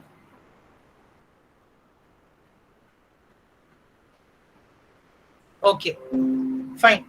So here I'll just insert a data set where it contains the salary details of the existing employees. So now if I just run this cell, what actually happens is we can just choose file. I have my file in the desktop where it is salary data. Okay, here. So the salary data file is in CSV format. We can just upload this file. So once after it gets uploaded, it will be inserted in our program. Okay. So now here what we are doing is once after we upload this file, we are analyzing the data using pandas. So that is why we are giving commands like x is equal to salary.data I location, and we are giving values like this. Now once after we run this command, what actually happens is this particular data set which we have inserted is now converted into a pandas data frame. What happened?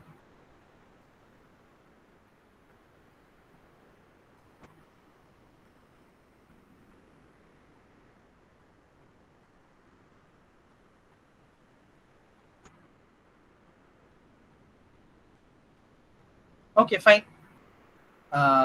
Since we have already the data here, we'll just move on. So once if we just run the salary data file, this will show us some of the data which are present in the particular file. So the file which we have inserted, we will be having 28 rows of data, and these these numbers here denotes the years of experience of the existing employees and their salary. The people who are employed starts from 1.1 year of experience until 10.5 years of experience.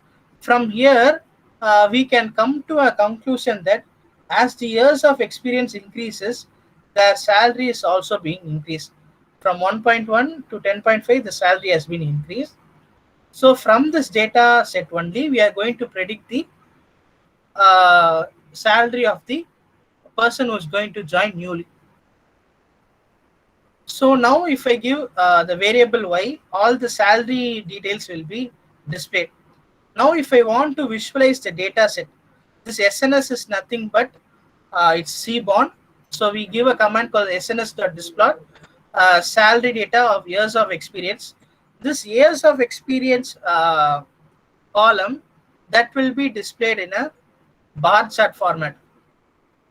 Okay, so here in this bar chart format, x-axis denotes the years of experience, and y-axis denotes the count. Count is nothing but like for example, like four years of experience. Now, how many people are there? That is, there are 5 people. So that will be displayed here. Now, if I want to display my data set in various other formats, I can do that. Here I am doing it in count plot. Here this is displot. This is called to be as count plot. Here in count plot, it will be given in individual value sets like this, where each year there is one employee of experience. Here you can see a difference where this particular bar is in 2 because there are 2 employees with 3.2 years of experience, and so this particular bar is shown here in 2. Okay, so now using bar plot, what we can do is we can have years of experience in the x-axis and salary in the y-axis, and then the data which we are going to insert is salary data. Okay, so here what it will do is it will create a bar chart using the years of experience and salary. So here we can know that when comparing to this particular data set and this particular columns and this one can easily know that as the years of experience increases, salary also gets increased. So here, compared to those columns in Panda's data frame, this one is very much catchy for our eyes. So that is why data visualization is very much important in data science. So now this heat map, if we just run the cell, it will just show us an heat map. So based upon that, we will be getting the heat map of it, and then splitting of the data set because we'll be splitting the data set into training set and then testing set, so that because like in machine learning programs we need to have a training set of data and a testing set of data. From the training set and testing set only, whichever data we are giving feeding it newly, from that our prediction will be this one. And here we are using the model linear regression model. We are not creating anything newly here. We are fitting a simple linear regression model in our training test. From that we will be predicting our test results. We will be visualizing the data set, and then we will be calculating the residuals. So calculating the residuals is nothing but this one, like what's the actual value, what's the mean absolute error, or what is the mean squared error, something other RMSE value. So these are the values like we can able to predict how our model has performed, and what are the values which it has predicted. So once if we run this program, what actually happens is it will show us a prediction of how the values are being predicted. So that is how this program actually works. I'll just pause the presentation for a minute.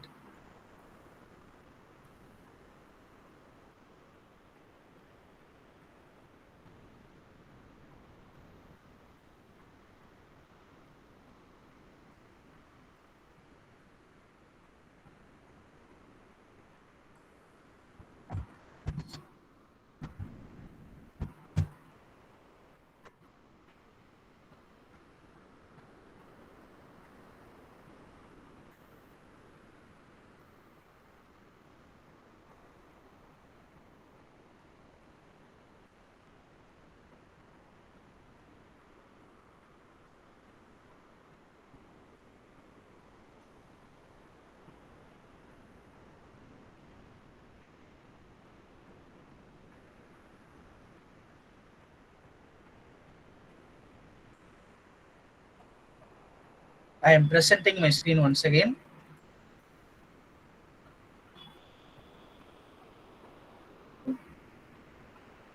Hope my screen is visible.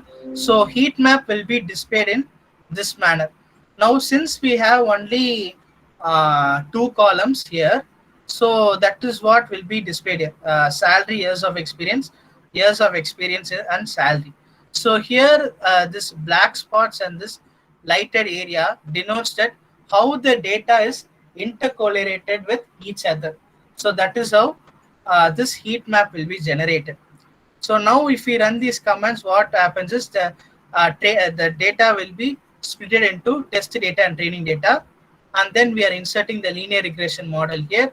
We are predicting the test results, and then we are visualizing the data. So this is how our data will be visualized, because this is a linear regression. So most of our data points, so data points are nothing but the years of experience as well as a salary. So these blue points are our data points, which we have plotted using matplotlib. So we can come to know that as the years of experience increases, the salary is also being increased. So here we have compiled this data. We have formed this graph using the training data set, so that all the data points, most of them are over this regression line. So the more number of data points are in the regression, the more good our model has been developed. And here these are the process of calculating the residuals. So this residual value is nothing but in order to find the mean absolute error or mean squared error or metrics, we will be using this particular things in order to check how accurate our program was. So here this value needs to be 4971 needs to be below 5000.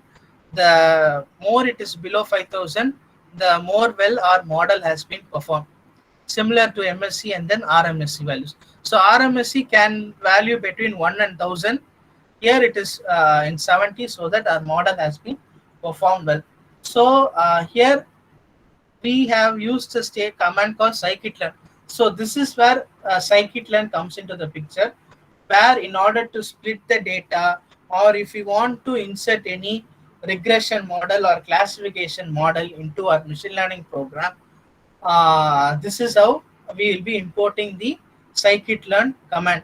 So from scikit, because scikit-learn contains many number of commands and many number of models, so that we'll be using the command from scikit-learn linear model import linear regression, something like that. So this is how we will be writing programs related to data science. This is a very beginner friendly program. There are some more complex programs like this, in order like prediction of car prices or weather forecasting programs and so on.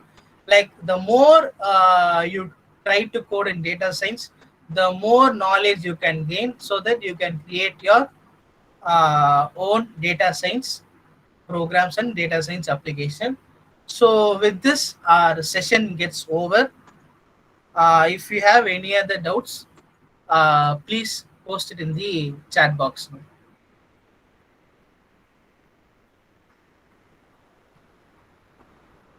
What is the main use of random state? Okay, so here, fine. Please hold on. Okay, so this random state is nothing but I'll just present my screen once again to show that where this random state actually is in our program. Okay, I think my program is now visible. Here, test size is nothing but we are splitting the data as 1/3. That is, 1/3 of our data is in testing data. The remaining 2 parts goes to the training data. That is all about testing size, test size. This random state sometimes can be set in 0 or 30 or 40 or 50 based upon the programs which we are using. Here there is no use of giving a value like 10 or 20, because we are not going to change the state here in this program, so that we are just setting this random state as 0, so that all the data can be analyzed in a row wise manner, like from this one to that one. There is no random shuffling of data in the program. So that is why we are setting this random state as 0. But if we are moving on to any other programs, we also see random state setting as 10 or 20, or even sometimes I have seen like 50 or 100 also. But here we have set the random state as 0. I hope your doubt has been cleared. Any other doubts, people?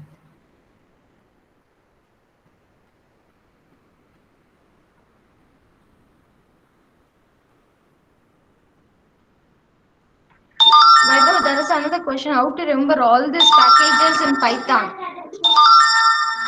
Ma'am, can you please come again, ma'am? How to remember all these packages in Python? How to remember all these packages in Python? Yeah, it is from Aditi Lakshmi. Okay, so remembering these packages are very much easy because we have internet in our hand. We can just go through them at any time, because like we will be using only a few packages. We won't be using all the data science packages in our program. We will be using some only. The main things are NumPy, Pandas, Matplotlib, Seaborn, SciPy. Here in this program, we didn't use SciPy, so that's what, whichever packages which are necessary of in our program, those packages will be used. But when taking data science programs, commonly the thing which are mainly important is NumPy, Pandas, Matplotlib, scikit-learn. So these four packages are very much important when learning data science, and also it is very much easy because these are the only four packages which we'll be using when creating a program. So like as you practice more and more, you can able to remember not only these four packages, also whichever data science packages which you are using, we can remember them very much easily. Can you please share the notebook file? Sure, I can just share it. Please hold on.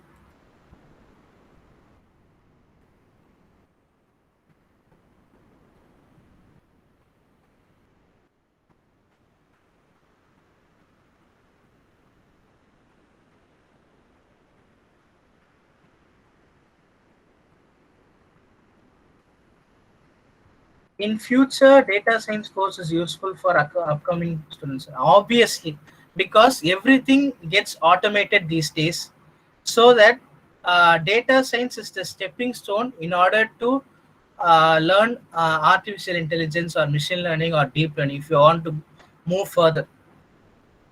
So I have just shared the link of the this one, a notebook, so that you can just go through it. The link is set to viewer. You cannot edit anything because, due to privacy concern. If you want to just go through this one, solve on your own, you can just easily go through it. And also a data set will be available online. Just search salary.data.csv in the this one in Google. I'll just type it, salary data data.csv. That this particular file will be available either in GitHub or Kaggle. You can just download your the data set from it. Okay, I'll just continue this question. Uh, here, whatever the programming languages which we are learning, that is not only enough. We need to have hands-on experience in data science and other technologies such as machine learning and deep learning. So data science course is very much useful as of now, not in future. From now onwards, please do start learning data science. Any other questions, people?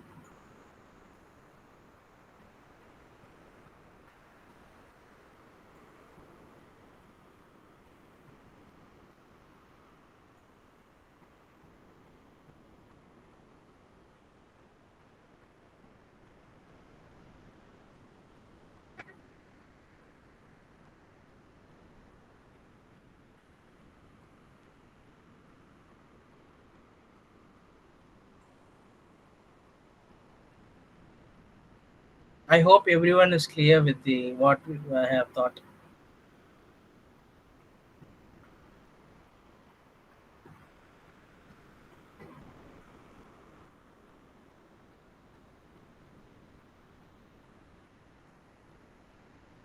Okay.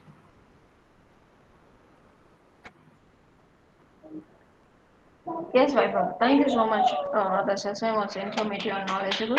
Yeah. And Thank you. thanks to the participants for their like valuable questions. And hope everyone has filled their feedback forms. And thank you for all your time. And probably we are expecting the same for another 4 days. Yes, ma'am. Sure. So Sure. thank you so much. Yeah, thank you, ma'am, and also sincere thanks to Professor Agastya and Professor Shamla, ma'am, for giving this opportunity to deliver here. So also sincere thanks to business director Mrs. Sandhya, ma'am, for giving this opportunity, and also thanks to all the participants who have been keenly listening for the past 2.5 hours. So thank you all. If you have any other doubts, you can just mail to us. We have shown our mail earlier. You can just send to us so that we can clarify. And also for any other, if you want to enroll any other courses in object automation, please do call us or text us. We will approach you immediately and we can discuss further. Ma'am, would you like to say something? Hello. Vaibhav Raja sir. This is Dr. Agastya. Yeah, hello, sir. Yes, sir. Thanks for your session. I think it's very useful for the participants. I'm also watching. It's very informative. I think you give a hands-on also. So the following days also we expect the same participants. Yes. I hope all will support us. Yes, sure. Thank you, Vaibhav Raja sir. Thank you, sir. Yeah, thank you so much, sir. And thank you, participant. Thank you, everyone. Thank you all. Thank you all. Thank you, everyone. Thank you. Yeah, thank you, everyone.